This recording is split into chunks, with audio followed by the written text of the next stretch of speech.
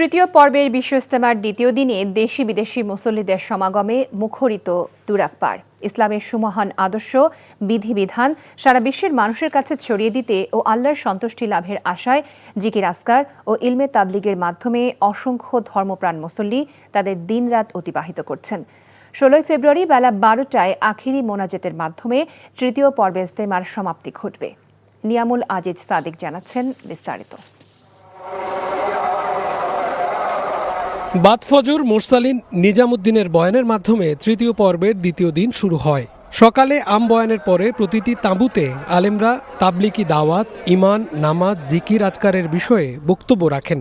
ঢাকা এবং দেশের বিভিন্ন প্রান্ত থেকে অসংখ্য ধর্মপ্রাণ মানুষ জমায়েত হয়েছেন ইজতেমার ময়দানে। মূলত হাজির হয়েছে একমাত্র আল্লাহ তাআলাকে রাজি খুশি করার জন্য। যেহেতু হুজুর সাল্লাল্লাহু আলাইহি ওয়াসাল্লাম বেদে হাজের ময়দানে আমাদেরকে একটা কঠিন জিম্মাদারি দিয়েছেন, এই জিম্মাদারি আদায় করার জন্য আমরা এখানে আসছি।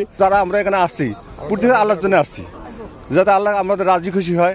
পবিত্র কুরআন, রাসূল সাল্লাল্লাহু আলাইহি সাল্লামের সুন্নত এবং ইসলামের যে সুমহান আদর্শের বাণীগুলো সেগুলো ছড়িয়ে দিতেই এই ইজতেমা তৃতীয় পর্বে অসংখ্য মুসলমানরা এসেছেন বিভিন্ন প্রান্ত থেকে। আগামী দিনগুলোতে তারা নিজেদেরকে সেই আদর্শে উজ্জীবিত করবেন এবং অনুপ্রাণিত হবেন।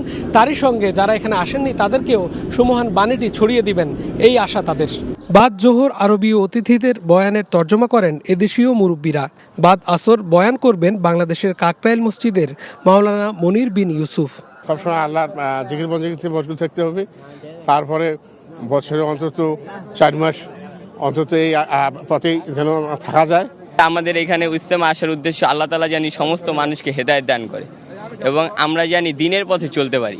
দেশের বিভিন্ন প্রান্ত থেকে আসা মুসলমানদের এক একটি উপদল বা খিত্তায় সকাল থেকে ঈমান, আমল, জিকির এবং ইসলামের অনুসরণীয় আদর্শ নিয়ে বয়ান করেছেন মুরব্বী বা আলেমরা।